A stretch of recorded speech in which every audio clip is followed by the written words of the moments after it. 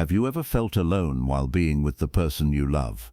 Not single, not abandoned in the obvious way, not physically left, but emotionally alone inside a marriage that was supposed to feel like home. You were beside him, but you could not reach him. You shared the same space, but your hearts felt miles apart. You could hear his voice, see his face, live the same routine, and still feel like something inside the relationship had gone silent. That kind of loneliness is difficult to explain to someone who has never felt it. Because from the outside, people may think you still have a marriage, you still have the title, you still have the home, you still have the history, you still have the memories, maybe you still sleep in the same bed, talk about daily things, handle responsibilities, and look normal to everyone else. But inside you feel the absence of emotional closeness, the absence of being asked how you really are, the absence of feeling chosen without begging for it, the absence of warmth that used to come naturally, the absence of a husband who once felt like your safe place. And the painful truth is this: sometimes a man does not realize he has made his wife feel alone until she finally stops trying to close the distance he created. For a long time, you may have tried to reach him. You asked what was wrong. You tried to talk about the distance. You softened your words so he would not feel attacked. You waited for a better moment. You explained your pain carefully. You tried to be patient. You tried to be understanding. You tried to give him space, but not so much space that the marriage disappeared completely. And still, you felt alone.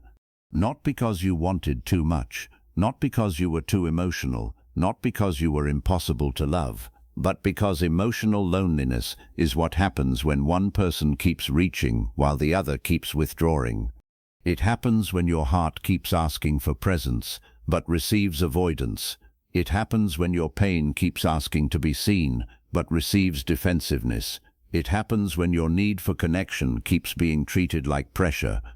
And after a while, the woman who once reached with hope begins to reach with fear. Fear that he no longer loves her, fear that she is losing the marriage, fear that if she stops trying, everything will collapse, fear that the man she loves may never come back emotionally, so she tries harder. She becomes the one who checks the temperature of the relationship. She becomes the one who notices every change in his tone. She becomes the one who feels the silence before he even admits it exists. She becomes the one who carries the emotional weight of two people, and that is exhausting. Because a marriage was never meant to be carried by one heart alone. A wife can be strong, but she was not created to be emotionally alone beside the man who promised to walk with her. She can be patient, but patience is not supposed to become a prison. She can forgive, but forgiveness is not supposed to mean pretending the same wound does not keep reopening. She can love deeply, but deep love still needs to be met with care, and if he keeps making her feel alone in the marriage, eventually something changes inside her. At first, she still speaks. She tells him she feels distant. She tells him she misses him. She tells him she wants to feel close again. She tells him that his silence hurts. She tells him that she does not want to keep living like roommates, strangers, or two people who only share responsibilities. But if every conversation becomes an argument, if every tear becomes an inconvenience, if every request for closeness becomes something he resists, then she begins to learn something painful. She learns that asking for connection may not bring connection. She learns that explaining her pain may not bring understanding. She learns that showing her hurt may not bring comfort. And when a woman learns that too many times, she stops asking in the same way, not because the need disappeared, because hope became tired. And when hope becomes tired, the relationship may look calmer from the outside, but inside, the distance is growing. That is the part many men miss. They think fewer conversations mean fewer problems. They think less crying means she is finally okay. They think her silence means the marriage is more peaceful. But sometimes her silence is not peace. It is the sound of a woman who has stopped expecting to be emotionally met. And that silence is dangerous, not because it is dramatic, because it is quiet. A woman who is still arguing may still be fighting for the marriage. A woman who is still crying may still believe he can hold her pain differently. A woman who is still explaining may still hope there is one sentence that will finally reach him. But a woman who has gone quiet after feeling alone for too long is not always trying to win anymore. Sometimes she is trying to survive. She is trying to stop breaking herself against the same wall. She is trying to stop bringing her heart to a place where it keeps being left outside. She is trying to stop needing from him what he keeps refusing to give. And when she reaches that place, he may finally begin to feel the distance he created, because before, he did not have to feel it fully. You felt it for both of you. You carried the worry, you carried the tension, you carried the fear, you carried the desire to repair, you carried the conversations he avoided, you carried the hope that he would soften one day. Every time he became distant, you moved closer. Every time he shut down, you tried to open a door. Every time he avoided the pain, you tried to explain it again. And because you kept closing the gap, he never had to stand inside the space he was creating. But the day you stop closing that gap, the distance becomes real to him. He begins to feel the quiet that you used to fill. He begins to notice the emotional space that your effort used to cover. He begins to experience the marriage without your constant reaching, fixing, softening and trying. And suddenly, what felt normal to him may begin to feel empty. This is not about punishment. It is not about becoming cold.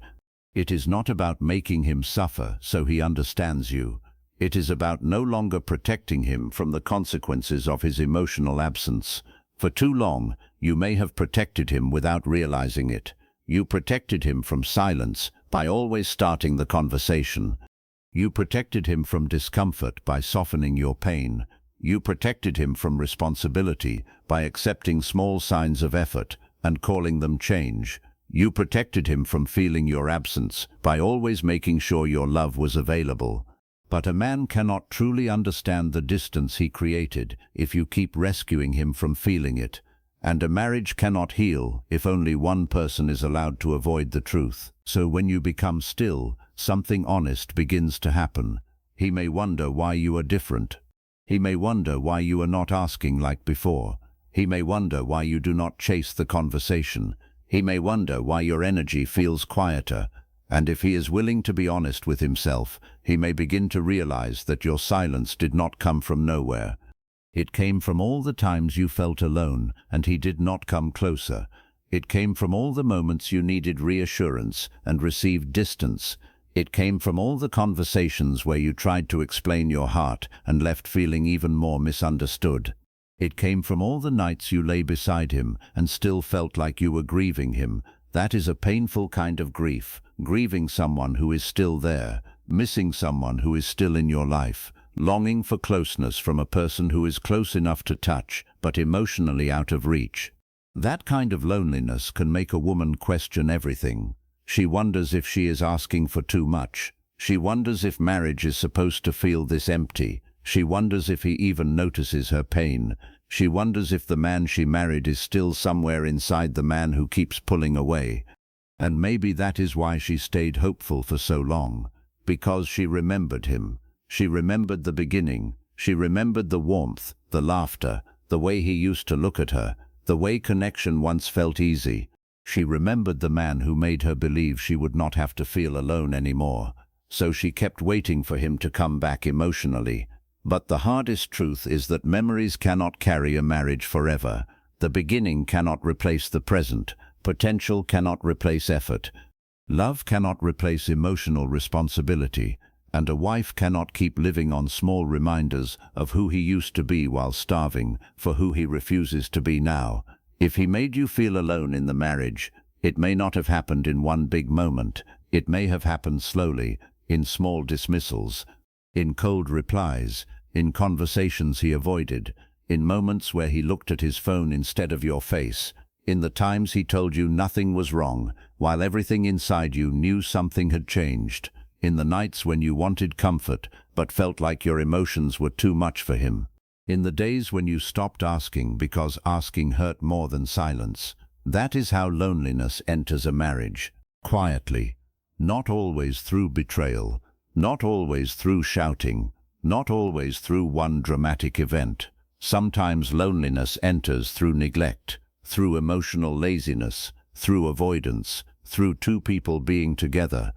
If you don't know what to say, when to stay quiet, or how to stop making things worse, the Marriage Restoration Playbook was made for you. It's a practical step-by-step guide for women who want to rebuild emotional safety and real connection in their marriage without the panic, pressure, or wrong words. Link is in the description and in the pinned comment. But only one person trying to stay connected. And when he finally has to feel that distance, it may shock him, because he may not realize how much of the connection depended on you. He may not realize that your questions were not nagging, they were attempts to reach him. He may not realize that your tears were not drama, they were signals of pain. He may not realize that your requests for communication were not attacks, they were invitations back into the marriage. He may not realize that your emotional intensity was not weakness, it was love panicking because it felt abandoned. But once you stop carrying the whole emotional atmosphere, he may finally begin to see what your presence was doing. Your presence was keeping the marriage warm. Your effort was keeping the door open. Your patience was giving him time. Your forgiveness was giving the relationship another chance. Your reaching was hiding how far he had drifted. And now that you are no longer reaching the same way, he has to feel the drift. That feeling can become a turning point, but only if he allows it to become responsibility instead of resentment. Because some men, when they feel the distance, become defensive. They say, "You changed." They say, "You do not care anymore." They say, "Why are you acting like this?" They focus on the moment you became quiet, but ignore the months or years that made you quiet. They act like your distance is the problem, when your distance is the result of a problem that was ignored for too long. A man who truly wants restoration has to go deeper than that. He has to stop asking only, "Why is she distant now?" and start asking, "What did she feel for so long that I refused to understand?" He has to ask, "How many times did she try to reach me before she stopped?" He has to ask, "Did I make the woman who loved me feel emotionally alone?" Those questions are not easy, but they are necessary. Because a marriage cannot be restored by blaming the person who finally became quiet after being unheard. Restoration begins when both people are willing to tell the truth. And the truth is this: if he made you feel alone in the marriage, then he cannot heal it by demanding the old version of you back. He cannot simply ask you to be softer again. He cannot ask you to trust again without rebuilding safety. He cannot ask you to open your heart again while avoiding the ways he helped close it. He cannot ask for closeness while refusing the responsibility that closeness requires. If he wants the warmth back, he has to understand why it faded. If he wants your softness back, he has to understand why it needed protection. If he wants connection back, he has to become willing to participate in it, not just when he is afraid of losing you, not just when your distance makes him uncomfortable, not just long enough to bring you back into the old pattern, but consistently, humbly, honestly, because a woman who has felt alone for too long does not need temporary attention. She needs emotional safety. She needs to know that when she speaks, he will not immediately defend himself. She needs to know that when she hurts, he will not disappear. She needs to know that when distance appears, she will not be the only one trying to close it. She needs to know that the marriage is not held together only by her fear of losing him. And if he cannot understand that, then the distance he created may become the distance that teaches you the truth. Not because you wanted to leave, not because you stopped loving him, not because the marriage never mattered, but because being alone with him became more painful than being honest with yourself. That is a truth many women are afraid to say. Sometimes the loneliest place is not an empty room. It is a marriage where your heart keeps reaching for someone who no longer reaches back. It is sitting beside him and feeling invisible. It is hearing him speak about everything except what is breaking between you.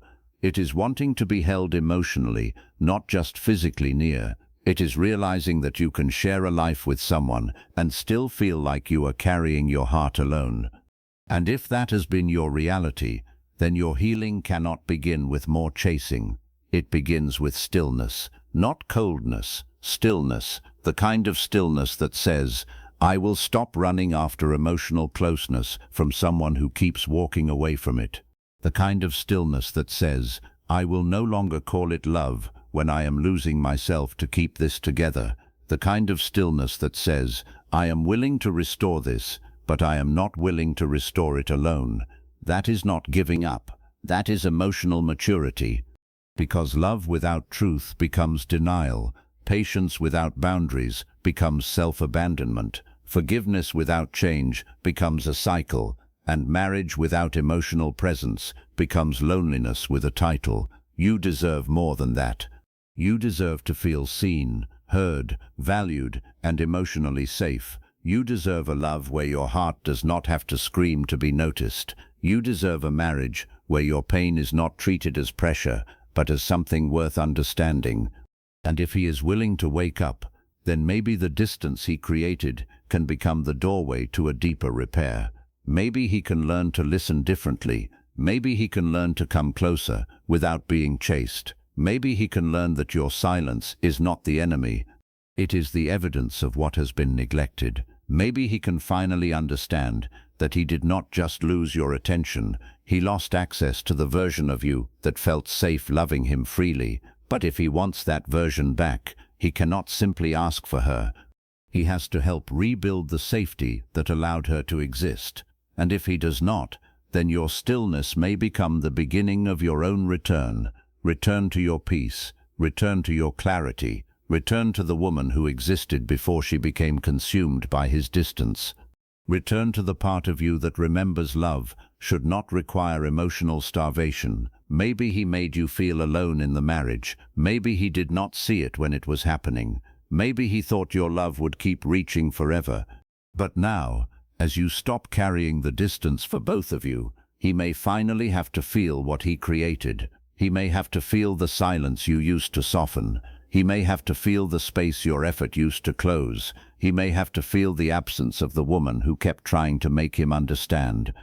And whether he uses that feeling to grow or not, you still have a choice. You can stop making your heart responsible for his emotional awakening. You can stop chasing connection from someone who must choose to participate in it. You can stop confusing loneliness with loyalty. You can still love him, still hope for healing, still pray for restoration, and still decide that you matter too, because you do. Your heart matters, your loneliness matters, your need for emotional connection matters, your peace matters. And a marriage that is meant to heal must make room for both hearts, not just the one that keeps disappearing to protect the other. So if he made you feel alone in the marriage, let the distance finally tell the truth, not with anger, not with revenge, not with cruelty, but with calm dignity. Let him feel what you were feeling for too long. Let him see the space he created. Let him decide whether he is willing to step into that space with responsibility, humility, and love. And while he decides, do not abandon yourself. Come back to your own heart. Come back to your peace. Come back to the woman who knows that being loved should not feel like begging to be seen. Because the day he finally feels the distance he created may be the day he understands what your heart was trying to tell him all along. But more importantly, it may be the day you finally understand that you were never asking for too much. You were asking to not feel alone in the place that was supposed to be home.